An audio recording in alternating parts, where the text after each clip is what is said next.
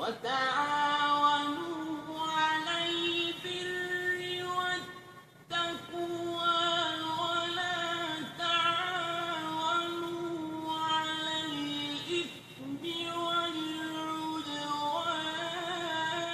اعوذ باللہ من الشیطان الرجیم. بسم اللہ الرحمن الرحیم. السلام علیکم ناظرین کرام. بشیر مسلم کے ساتھ آپ موجود ہیں. ناظرین کرام، مہینہ ماہ مبارک رمضان کا آخری عشرہ، اور یہ عشرہ جو ہے وہ خاص ہے مولا کائنات امیر المؤمنین علی ابن ابی طالب علیہ السلام کے ساتھ، اور ہمیں مولا علیہ السلام سے کیا چیزیں لینی چاہیے، کس سیرت، ان کا گفتار، ہر چیز پر ہمیں توجہ ہونی چاہیے. اور اسی سیرت کے حوالے سے ہم ایک موضوع لے کر آپ کی خدمت میں حاضر ہوئے ہیں کہ جو لوگوں کی مدد کرتے ہیں ہم، کیونکہ یہ مہینہ ایسا مہینہ ہے کہ جب مولا کی شہادت ہوتی ہے تو لوگ جو اس وقت کے یتیم تھے کس طرح سے مولا کے گھر میں آتے ہیں، اور ان کو وہاں پر معلوم ہوتا ہے کہ جو راتوں کو ہمیں آ کر کھانا دیتے تھے وہ مولا امیر المؤمنین علی ابن ابی طالب علیہ السلام ہے. تو آج اسی حوالے سے ہمارے ساتھ گفتگو کرنے کے لیے حجت الاسلام والمسلمین ڈاکٹر محمد حسین چمن آبادی صاحب ہمارے ساتھ موجود ہیں. السلام علیکم ورحمۃ اللہ. وعلیکم السلام ورحمۃ اللہ. بہت بہت شکریہ آپ تشریف لائے. تو آج ہم اسی حوالے سے پروگرام کر رہے ہیں. تو میرا پہلا سوال یہ ہے کہ تعاون سے کیا مراد ہے؟ اس سے ہم کیا مراد لیں گے؟ کیونکہ جس طرح میں نے ابھی اپنے شروع میں بتایا کہ مولانا جس طرح سے لوگوں کے ساتھ تعاون کرتے ہیں، تو اس اعوذ باللہ من الشیطان الرجیم. بسم اللہ الرحمن الرحیم. قال اللہ تعالی فی کتابہ المجید بسم اللہ الرحمن الرحیم وتعاونوا علی البر والتقوی. امیر المؤمنین علی علیہ السلام کی زندگی ہمیشہ سے یتیموں، فقیروں اور کمتر لوگوں کی مدد آپ کی زندگی کا بہت اہم حصہ رہا. صحیح. اسی سیرت کے حوالے سے ہم قرآن کی طرف دیکھتے ہیں کہ قرآن مجید اس چیز کی طرف کتنا اہمیت دیتا ہے. تو قرآن کریم کی یہ آیت وَتَعَاوَنُوا عَلَى الْبِرِّ وَالتَّقْوَى، اس میں قرآن کریم میں تعاونوا فرمایا. اگر فرماتے اعانوا تو اس کا اور معنی ہوتا، لیکن جب تعاونوا کہا تو اس کا معنی اور ہے. ایک بات مسلم ہے کہ اللہ فرماتا ہے کہ خلق الانسان ضعیفا، کہ انسان کی خلقت ہی ضعف اور ناتوانی پہ ہے. تو انسان کی یہ کمزوری ہمیشہ اس کے ساتھ ہے. اگر قوت اور قدرت ہے تو وحدہ لا شریک کے علاوہ باقی سب ضعیف ہیں. تو اس ضعف اور کمزوری کو کیسے انسان دور کرے؟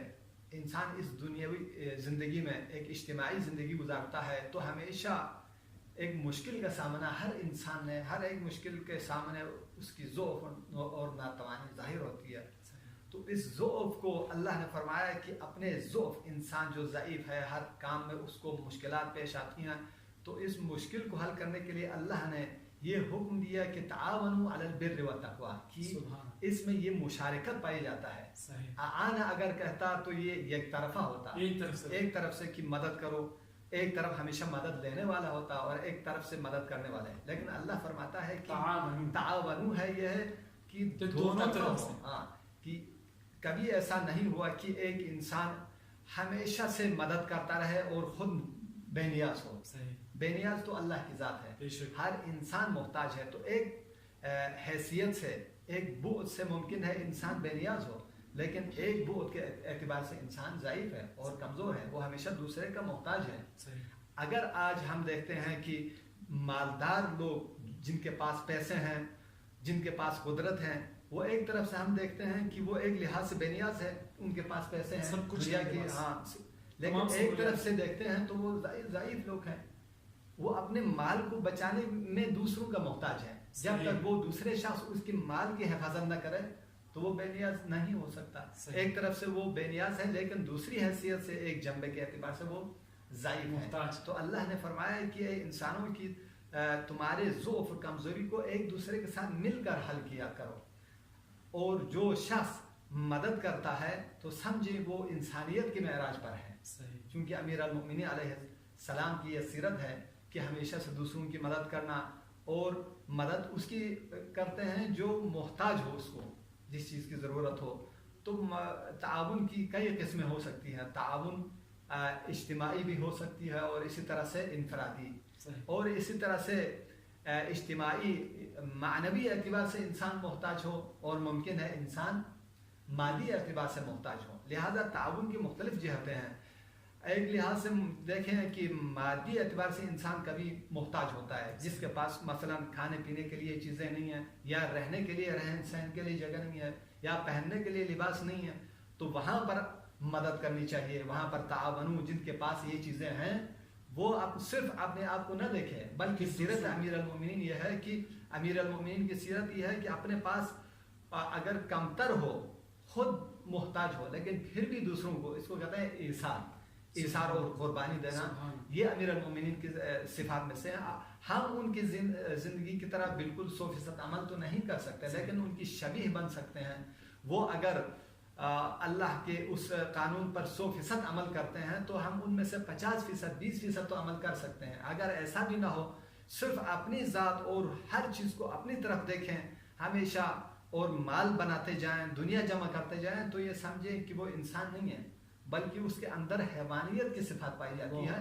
وہ حیوان ہے جو صرف اپنے ذات کے علاوہ دوسرے حیوان آئے تو اس کو وہ سینگ مار کے بھگا دیتے ہیں. تو اگر انسان اپنے پاس ہوتے ہوئے اگر دوسرے انسان کو، اپنے رشتہ دار کو، اپنے ہمسائے کو، اپنے قریبی لوگوں کو اگر وہ نہیں دیکھتا، ان کی مجبوری کو سامنے نہیں رکھتا، تو وہ انسان کے اس ظاہری تو شکل انسان ہے، لیکن وہ اندرونی جو شخصیت ہوتی ہے انسان کی، وہ شخصیت اور سیرت امیر المومنین سے وہ دور ہے. لہٰذا یہ تو ہو گئی مادی اعتبار سے. لیکن کبھی معنوی اور روحانی اعتبار سے انسان محتاج ہوتا ہے. جس طرح سے انسان مادی لحاظ سے محتاج ہے، جسم کے اوپر، جسم کو پرورش کے لیے اس کو ضروریات ہیں، اسی طرح سے معنوی اعتبار سے اور روح کی پرورش کے لیے اس کو مواد کی ضرورت ہے، اس کی کمک کی ضرورت ہے. ایک انسان اس تک تبلیغ نہ پہنچنے کی وجہ سے وہ اللہ کو نہیں پہچانتا اور عبادت میں سستی کرتا ہے اور اللہ کے احکامات پر عمل نہیں کرتا، تو دوسرا جو جاننے والا ہے تو وہ نہ دیکھے کہ میں صرف نماز پڑھتا جاؤں گا، میں روزہ رکھتا جاؤں گا، میں عبادت کرتا جاؤں گا تو میں جنت چلا جاؤں گا. اس پر فرض ہے جس طرح سے مادی اعتبار سے آپ کمک کرتے ہیں، اسی طرح سے معنوی اعتبار سے انسان کی کمک کرے، اس کو بتایا جائے. اکثر لوگوں کو نافہمی کی وجہ سے غلطیاں ہوتی ہیں، اور جو خدا کے اوامر کے سامنے نافرمانی ہوتی ہے وہ انسان کی اکثر جہالت کی وجہ سے ہوتی ہے. لہذا اس کمزوری اور ضعف کو دور کرنا بھی انسان کی اس میں سے ہیں، ضرور اس کے واجبات میں سے ہیں. امیر المومنین کی اس جنبے سے دیکھیں تو وہ بھی معراج پر ہیں کہ کس طرح سے لوگوں کو معنوی اعتبار سے لوگوں کو جذب کرتے تھے، اور معنوی اعتبار سے آپ کے صحابہ کس منزل پر تھے.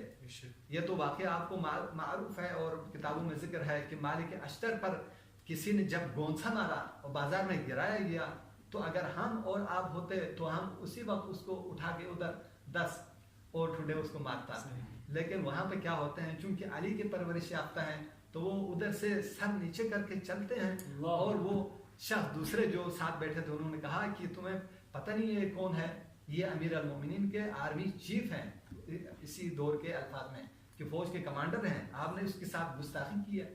تو وہ شخص ڈرتا ہے، اس کو پیچھا کرتا ہے، جاتا ہے، دیکھتا ہے کہ یہ صحابی جو امیر المومنین کا ہے مالک اشتر، وہ مسجد میں جا کر عبادت میں مشغول ہے، نماز پڑھ رہا ہے، وقت نماز نہیں ہے. لیکن وہ شخص پیچھے کھڑا ہوتا ہے، دیکھتا ہے. جب 2 رکعت نوافل پڑھ کے جب سنتا ہے کہ خدا بندہ یہ شخص جاہل تھا، لہٰذا وہ اس شخص کے حق میں دعا کر رہا ہے، تو وہ شخص آگے سے گر پڑتا ہے. تو اپنے تکبر اور جو غرور تھا وہ ٹوٹ جاتا ہے اور وہاں تسلیم کرتا ہے. اور یہ اثر تھا امیر المومنین کی تربیت کا. اس کے بعد کہ اس شخص پر معنوی اعتبار سے انہوں نے کمک کی، اور معنوی اعتبار سے وہ شخص کس طرف سے راہ حق کی طرف آیا. اسی لیے ہمیں چاہیے کہ ہم صرف یہ نہ دیکھیں کہ مادی اعتبار سے ہم کمک کر رہے ہیں کسی کی، بلکہ ہم ہمیشہ یہ بھی دیکھیں کہ انسان کے ایک جنبہ معنوی ہے، اس میں کیا نیت، اس کو ضروریات کیا ہیں، اس کو بھی دیکھا جائے. اور اس طرف سے مادی اعتبار سے، اور ایک جنبہ اجتماعی ہے اور انفرادی بھی ہے. ہم اکثر دیکھتے ہیں کہ انفرادی ضروریات کو دیکھتے ہیں، لیکن اجتماعی پورے معاشرے کے اندر کس چیز کی کمی ہے اس پر ہم توجہ نہیں دیتے ہیں. لہٰذا اجتماعی لحاظ سے، انفرادی اعتبار سے، معنوی اعتبار سے، مادی اعتبار سے، ہر لحاظ سے ہمیں مدد کرنے کی ضرورت ہے. چونکہ ہم مدد لیتے ہیں دوسروں سے اور ہم یہ غافل رہتے ہیں کہ ہم دوسروں سے مدد لیتے ہیں. ہمارے یہ جسم پر جو کپڑے ہیں یہ اگر دوسرا کوئی شخص نہ بناتا تو آج ہم کہاں سے لاتے ہیں؟ ہم محتاج ہیں اس چیز کے. جس طرح سے ہمارے لباس، اسی طرح سے ہمارے جوتی سے لے کر ہر چیز ہم دوسرے کا محتاج ہے.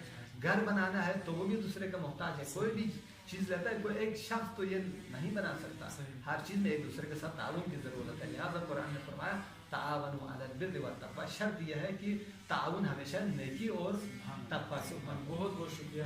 جس طرح سے ناظرین دیکھا کہ تعاون کے حوالے سے ڈاکٹر صاحب نے بات کی، اور تعاون صرف یہ نہیں کہ صرف ایک طرفہ ہو، بلکہ تعاون سے مراد دو طرفہ ہے. آپ اجتماعی لحاظ سے دیکھیں، انفرادی لحاظ سے دیکھیں، مادی لحاظ سے دیکھیں یا دوسرے ہر لحاظ سے آپ دیکھتے ہیں تو وہ تعاون جو ہے وہ دو طرفہ ہونا چاہیے. تو بہت بہت شکریہ. انشاءاللہ امید کرتے ہیں آپ نے یہ کلپ ہمارا جو ویڈیو پسند کیا ہوگا. لائک کریں، شیئر کریں اور انشاءاللہ پھر دوبارہ آپ کی خدمت میں حاضر ہوں گے. اس وقت کے لیے اپنی میزبان سید مبشر عباس مسلم کو اجازت دیجیے گا. السلام علیکم ورحمۃ اللہ وبرکاتہ.